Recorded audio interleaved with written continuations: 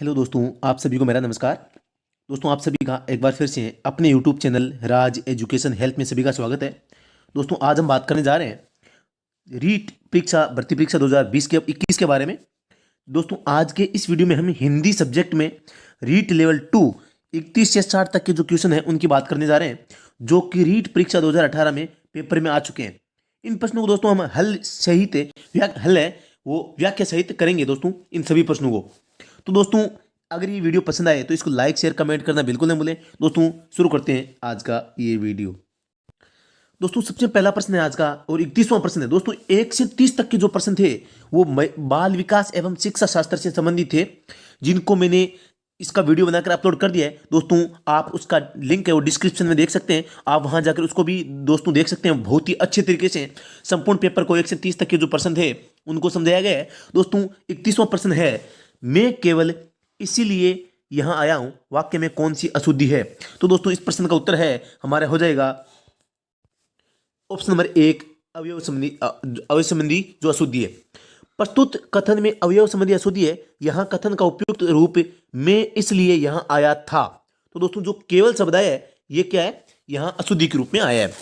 प्रश्न संख्या दोस्तों 32 है हमारा, जीवन और साहित्य का घोर संबंध है, वाक्य का शुद्ध रूप कौन सा है? तो दोस्तों, प्रश्न संख्या 32 का उत्तर हो जाएगा जीवन और साहित्य का घनिष्ठ संबंध है। दोस्तों, जो घोर शब्द है ये गलत आया है, इसमें यहां आएगा घनिष्ठ संबंध है। तो दोस्तों, जीवन और साहित्य का घनिष्ठ संबंध है, यह कथन उपयुक्त होगा। अब इनमें दोस्तों अंतर क्या है? घनिष्ठ यानी होता है दोस्तों निकट का, घोर यानी होता है भयंकर या बुरा, इसलिए दोस्तों घोर नहीं आ सकता। प्रश्न संख्या दोस्तों 33 है, वस्तु की पूर्ति की तुलना में मांग अधिक, आशय की लोकोक्ति कौन सी है? मतलब वस्तु की पूर्ति की तुलना में मांग, मतलब वस्तु तो थोड़ी है और मांग क्या है? ज्यादा है।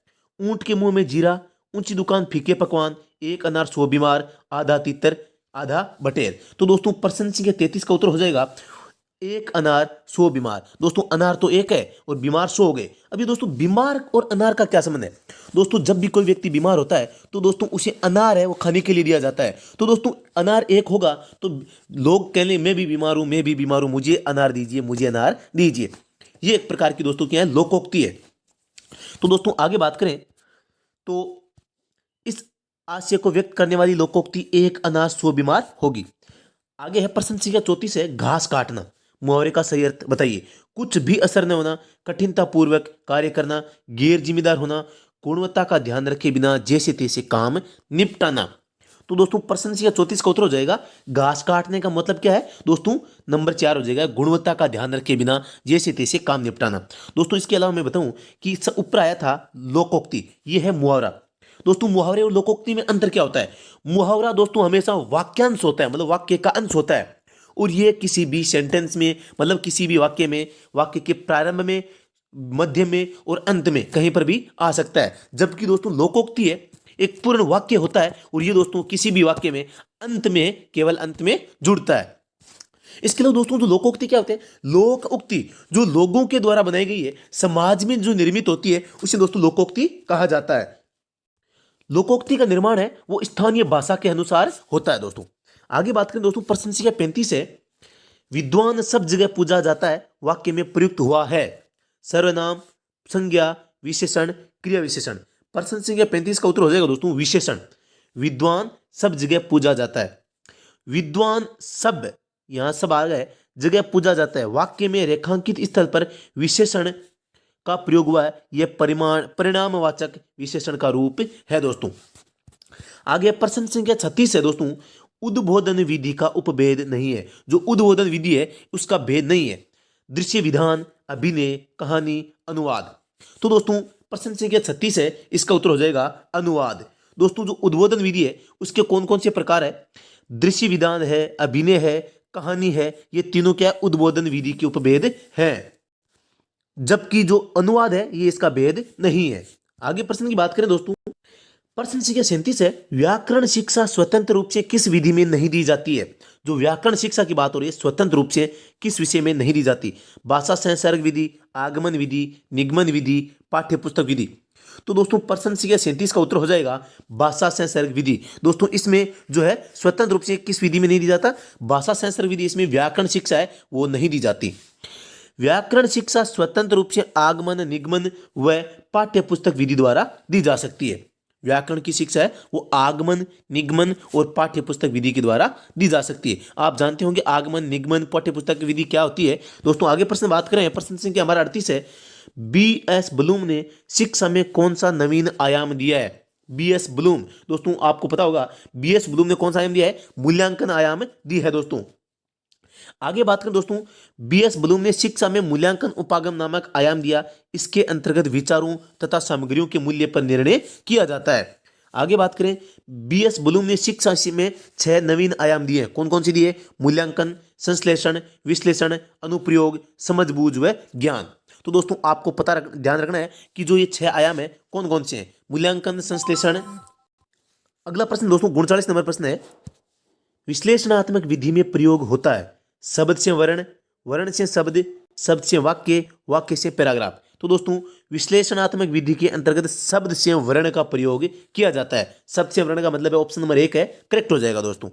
अगला प्रश्न है 31 का मानक रूप है 31, 31, 31, 31। तो दोस्तों इस संख्या का मानक रूप 31 होगा दोस्तों। इस प्रकार जो हमारा ऑप्शन नंबर 2 है, बी है, ये करेक्ट हो जाएगा दोस्तों।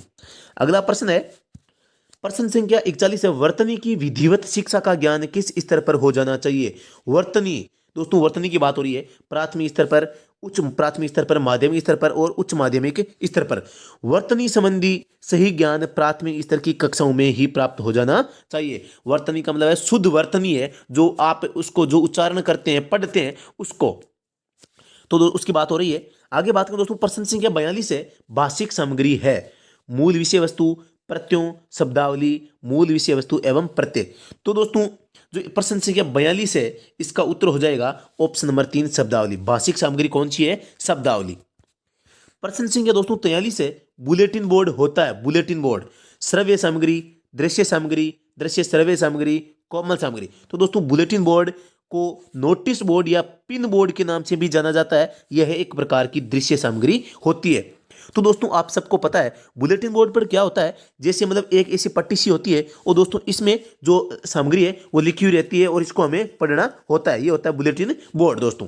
तो दोस्तों इसका अन्य नाम भी है, तो आपको ये भी ध्यान में रखना है। क्या क्या नाम है दोस्तों? इसको नोटिस बोर्ड भी कहते हैं और पिन बोर्ड भी कहते हैं। किसको? बुलेटिन बोर्ड को। और ये एक प्रकार का केवल और केवल दृश्य सामग्री है दोस्तों। आगे बात करें दोस्तों, इसके अलावा हम कह सकते हैं कि हम इसे देख सकते हैं, दृश्य सामग्री हो और पठनीय भी होती है दोस्तों, हम इसको पढ़ भी सकते हैं। ये भी आप ध्यान में रखना है दोस्तों।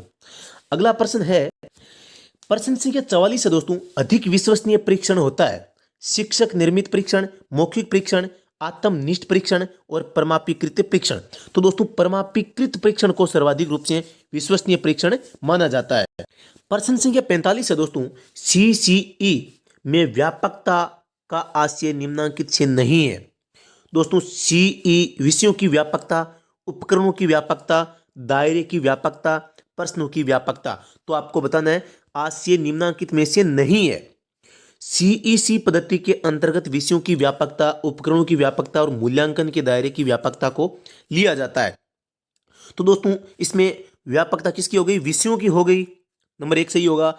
उपकरणों की व्यापकता सही हो गई और मूल्यांकन की दोस्तों मूल्यांकन के दायरे की व्यापकता भी हो गई दोस्तों। तो दोस्तों इसमें जो प्रश्नों की व्यापकता है ये प्रश्न है, ये ऑप्शन हमारा सही हो जाएगा दोस्तों। तो इस प्रकार इस प्रश्न का जो ऑप्शन नंबर 4 है प्रश्नों की व्यापकता सही हो जाएगा दोस्तों। यहां से वापस जो आगे रीट की भर्ती है इसमें भी प्रश्न आ सकते हैं, तो आप दोस्तों इनको ध्यान से देखिए। एक बालक जरूरत से ज्यादा अपने आप को असमर्थ समझ रहा है, वह हीन भावना ग्रंथि से पीड़ित है और आत्मविश्वास खो बैठा है। एक शिक्षक के नाते आप उसका उपचार करेंगे। सहानुभूतिपूर्ण व्यवहार, दंड देकर, परिवार को सूचना देकर, मित्रों के साथ घूमने की प्रेरणा देकर। तो दोस्तों एकदम सिंपल प्रश्न है, देखा जाए तो आप उसके साथ में सहानुभूतिपूर्ण व्यवहार करके ऐसा कर सकते हैं, मतलब उसको उचित सलाह दे सकते हैं दोस्तों। प्रश्न संख्या 47 है।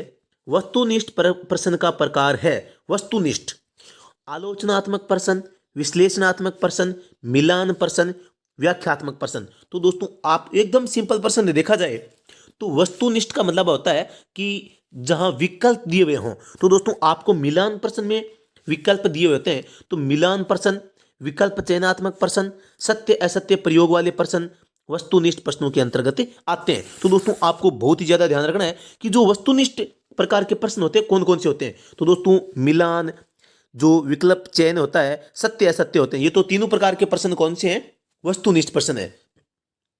तो आपको ध्यान रखना है। तो इस प्रकार इस प्रश्न का उत्तर है हमारा दोस्तों कौन सा हो जाएगा? नंबर 3 मिलान प्रश्न। प्रश्न संख्या 48 है, मौन पठन का लाभ है। मौन पठन का मतलब है आप मुंह से आवाज न करें और केवल मन से पढ़ें। उच्चारण अभ्यास हेतु अवसर मिलता है। स्वाध्याय, बिल्कुल दोस्तों, अगर मौन पठन है तो उच्चारण अभ्यास के हेतु अवसर कैसे मिलेगा? स्वाध्याय की प्रवृत्ति विकसित होती है, बिल्कुल सही है। पठन की शुद्धता का संवर्धन होता है। एकाग्रचित होकर ध्वनियों का शुद्ध उच्चारण करना। दोस्तों मौन में ये भी नहीं होगा, ये भी नहीं होगा। तो दोस्तों 48 नंबर है। तो दोस्तों इसमें स्व अध्याय की प्रवृत्ति विकसित होती है। अगर आप केवल मौन पठन करते हैं तो दोस्तों आपको स्वाध्याय यानी स्वयं अध्ययन करने की जो आपकी योग्यता है उसका विकास होता है। तो दोस्तों अगला प्रश्न है, प्रश्न 49 है, एक अच्छे मूल्यांकन की विशेषता नहीं है। अच्छा मूल्यांकन होता है, उसकी विशेषता नहीं है। वेदता बिल्कुल होनी चाहिए, वस्तुनिष्ठता भी होनी चाहिए, आत्मनिष्ठता और व्यापकता। तो दोस्तों यह वेदता, वस्तुनिष्ठता, व्यापकता एक अच्छे मूल्यांकन की विशेषताएं होती है, लेकिन आत्मनिष्ठा, आत्म यानी होता है अपने आप पर। तो दोस्तों मूल्यांकन है वो आत्मनिष्ठ नहीं हो सकता, वो व्यापक होगा। व्यापक और आत्मनिष्ठ ये अलग अलग हैं। तो दोस्तों आत्मनिष्ठ का मतलब है स्वयं पर निष्ठा, मतलब केवल एक व्यक्ति है उसको सही मानता है, बाकी नहीं। तो दोस्तों मूल्यांकन में वेदता होनी चाहिए, वस्तुनिष्ठता भी होनी चाहिए, व्यापकता भी होनी चाहिए। वस्तुनिष्ठता का मतलब है दोस्तों कि जैसे किसी एक प्रश्न का उत्तर है वो एक ही प्रकार का निकले। जैसे दोस्तों ये न हो कि एक ऐसा प्रश्न है जिसके 20 उत्तर हों या 40 उत्तर हों, या दोस्तों उसका कोई एक फिक्स निर्धारित उत्तर न हो। तो दोस्तों वस्तुनिष्ठता का मतलब है कि जो मूल्यांकन ऐसा हो कि हर बार आप अगर मूल्यांकन करते हैं तो उसका रिजल्ट है वो समान रूप से निकले, उसे कहते हैं दोस्तों वस्तुनिष्ठता। अभी बात आई थी कि वस्तुनिष्ठ प्रकार के प्रश्न होते हैं। तो दोस्तों मिलान प्रश्न है, तो मिलान में कितनी बार मिला लो तो जहां जो उत्तर होगा उसी से मिलान होगा। सत्य असत्य का बात आई थी, तो दोस्तों या तो सत्य होगा या असत्य होगा। यह दोस्तों इसके अलावा तीसरा प्रश्न था कि जो विकल्प, जो ऑब्जेक्टिव क्वेश्चन कहते हैं, तो दोस्तों विकल्प वाला प्रश्न भी क्या है? यह भी एक प्रकार का आपके वस्तुनिष्ठता का प्रमाण है। अगला प्रश्न देखते हैं दोस्तों, प्रश्न संख्या 50 है, रचना शिक्षण का उद्देश्य है साहित्य सृजन की प्रेरणा देना, क्रमबद्धता बनाना, सुसंबद्धता बनाना, व्याकरण सम्मत कार्य करना। तो दोस्तों प्रश्न संख्या 50 का उत्तर हो जाएगा साहित्य सृजन की प्रेरणा देना। रचना शिक्षण का उद्देश्य होता है साहित्य सृजन की प्रेरणा देना। अगर आप रचनात्मक शिक्षण करवा रहे हैं तो दोस्तों जो छात्र होंगे उनके अंदर साहित्य सृजन होता है निर्माण करना, कोई कुछ चीज है उसका आविष्कार करना, तो उसे कहते हैं साहित्य सृजन की प्रेरणा देना। रचना शिक्षण का मूल उद्देश्य साहित्य सृजन के प्रति विद्यार्थियों की रुचि जागृत करना है। दोस्तों आगे है, दोस्तों यहां ये पैराग्राफ दिया हुआ है, इस पैराग्राफ से 5 से 6 5 प्रश्न पूछे जा रहे हैं। तो दोस्तों आपको इनको हल करना है। प्रश्न संख्या 51 है, तिरस्कार शब्द में कौन सी संधि प्रयुक्त हुई है? तिरस्कार, तिर है जोड़ कार, तो दोस्तों इसमें आप सब पता है इसकी संधि कौन सी होगी? विसर्ग संधि होगी। अगला प्रश्न है, हीन भावना शब्द में कौन सा समास है? हीन भावना शब्द में कौन सा समास है? तो दोस्तों इसमें कर्मधारय समास है। भावना का हीन होना मतलब विशेषता बताई जा रही है, और जहां विशेषण विशेष्य हो वह कर्मधारय समास होता है दोस्तों। तो दोस्तों अगली बात करें तो दोस्तों हीन भावना मतलब है बुरी भावना, इसका समास विग्रह क्या हो जाएगा? बुरी भावना है जो। हीन भावना का समास विग्रह हो जाएगा बुरी भावना है जो, कर्मधारय समास है इसमें। प्रश्न संख्या 53 है, उत्कर्ष का सही विलोम होगा? तो दोस्तों उत्कर्ष का अपकर्ष सही हो जाएगा। जैसे उत्कर्ष है, उत्कर्ष का ऊंचाई या उन्नत भी हो सकता है। अपकर्ष है गिरावट या अवनति इसका होता है दोस्तों। आगे देखें दोस्तों, यहां जो उत्कर्ष शब्द है, उत्कर्ष का अर्थ क्या होता है? ऊंचाई पर जाना या उन्नति करना, और अपकर्ष का अर्थ होता है गिरावट या अवनति, मतलब आप किसी नीचे आना, आपकी प्रोग्रेस है वो घट रही हो। प्रश्न संख्या 54 है दोस्तों, स्वावलंबी शब्द के लिए प्रयुक्त सही वाक्यांश होगा। स्वावलंबी दोस्तों, तो इसके लिए जो प्रश्न संख्या 54 है, इसका उत्तर क्या हो जाएगा दोस्तों? जो हर प्रकार से आत्मनिर्भर हो। स्वावलंबी का मतलब क्या होता है? जो हर प्रकार से किसी दूसरे पर न होकर स्वयं पर निर्भर हो, उसे क्या कहते हैं? स्वावलंबी। स्वावलंब मतलब स्वयं का सारा खुद हो। तो दोस्तों आप यहां जो स्वावलंब है, स्वावलंबी का दोस्तों आप संधि विच्छेद है वो भी देख सकते हैं कि यह शब्द किस प्रकार बना है। तो आप यहां देख सकते हैं पूरी व्याख्या की गई है। प्रश्न 55 है, इनमें से विदेशी शब्द बताइए। राष्ट्र, निरंतर, व्यक्ति, दौरान। तो दोस्तों इस प्रश्न का उत्तर हो जाएगा दौरान। दौरान जो शब्द है ये दोस्तों एक प्रकार का विदेशी शब्द है। राष्ट्र, व्यक्ति, निरंतर ये तीनों शब्द संस्कृत भाषा के तत्सम रूप में है, लेकिन दौरान शब्द फारसी भाषा का है। तो दोस्तों आपको बहुत ज्यादा ध्यान रखना है। अगला प्रश्न है दोस्तों, आगे के जो 5 प्रश्न है, इन प्रश्नों के उत्तर आपको दोस्तों इस पैराग्राफ को पढ़कर देने होते हैं। तो दोस्तों मैं आगे प्रश्न देखता हूं। सबसे पहला प्रश्न क्या है? तो दोस्तों हमारा पहला प्रश्न 56 नंबर प्रश्न है, इनमें से कौन सा शब्द पुल्लिंग शब्दों से असंगत है? पुल्लिंग आप जानते हैं, एक तो पुल्लिंग होता है, एक स्त्रीलिंग होता है। तो पुल्लिंग शब्दों से असंगत है विनाश, स्थिति, वातावरण, परिणाम। तो दोस्तों विनाश, वातावरण, परिणाम ये तीनों पुल्लिंग है, शब्दों के अंतर्गत आते हैं। तो दोस्तों स्थिति शब्द है, हम कहते हैं विनाश कितना हुआ, ये थोड़ी कहते हैं कितनी हुई। वातावरण कैसा है या वातावरण कैसी है, परिणाम कैसा रहा, परिणाम कैसी रही, स्थिति कैसी है, स्थिति कैसा है। तो दोस्तों आप इन सेंटेंस से पता लगा सकते हैं कि इनमें से पुल्लिंग कौन सा है, स्त्रीलिंग कौन सा है। तो दोस्तों स्थिति है, स्थिति के बारे में हमेशा स्त्रीलिंग का प्रयोग करते हैं कि आपकी स्थिति कैसी है, न कि कैसा है। तो दोस्तों विनाश कैसा है, वातावरण कैसा है, परिणाम कैसा है, ये पुल्लिंग है। प्रश्न संख्या 57 है, इनमें से वह शब्द बताइए जिसका वचन अथवा लिंग किसी भी परिस्थिति में नहीं बदलता। कौन सा शब्द है जिसका वचन, वचन यानी जैसे एक वचन बहुवचन हो गया, लिंग स्त्रीलिंग या पुल्लिंग है, वो बदलता नहीं है? आलसी, लिपि, दीवार, जल। तो दोस्तों आलसी, लिपि, दीवार इन शब्दों का लिंग है, वचन बदल सकता है, लेकिन जो जल है, जल शब्द सदैव अपने इसी रूप में रहता है।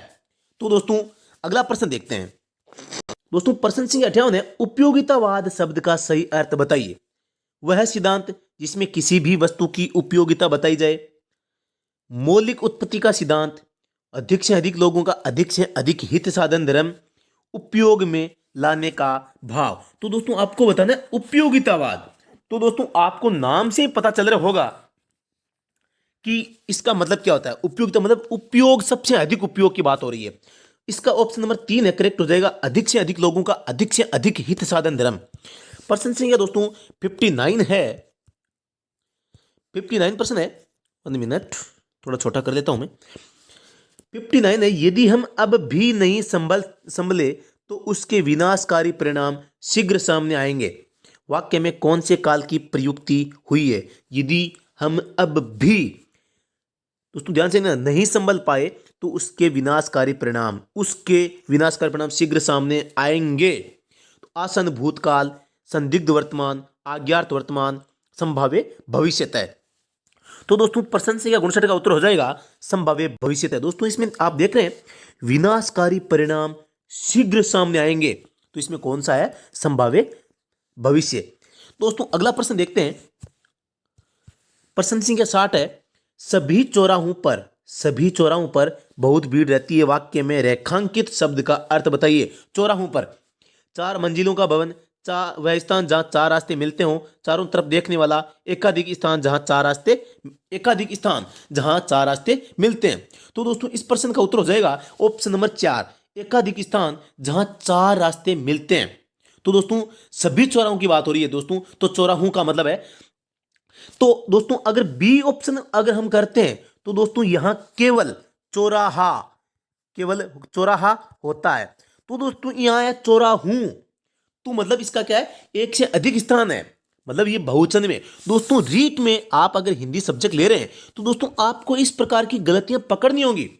दोस्तों अगर यहां केवल चौराया शब्द आ जाता, केवल चौराहा, तो दोस्तों यहां राहों, 4 राहों का समाहार, अर्थात जहां एक साथ 4 रास्ते मिलते हो, दोस्तों हो सकता है। लेकिन यहां आया है चौराहूं, एकाधिक स्थान जहां 4 रास्ते मिलते हो, मतलब एक से अधिक स्थान। तो दोस्तों आप समझ गए होंगे, मुझे पूरी उम्मीद है तो दोस्तों इस प्रकार इस प्रश्न का उत्तर है ऑप्शन नंबर 4 होगा। दोस्तों अगर ये वीडियो आपको पसंद आया तो आप लाइक शेयर कमेंट करना बिल्कुल नहीं भूलें, और दोस्तों कमेंट में लिखें कि हाँ आपका ये वीडियो पसंद आया है, ताकि हम आगे वीडियो बनाएं या न बनाएं इस आपके कमेंट पर डिपेंड करेगा दोस्तों। तो दोस्तों मैं पूरी आशा रखता हूं कि आप अपना जो बहुमूल्य कमेंट है वो जरूर देंगे।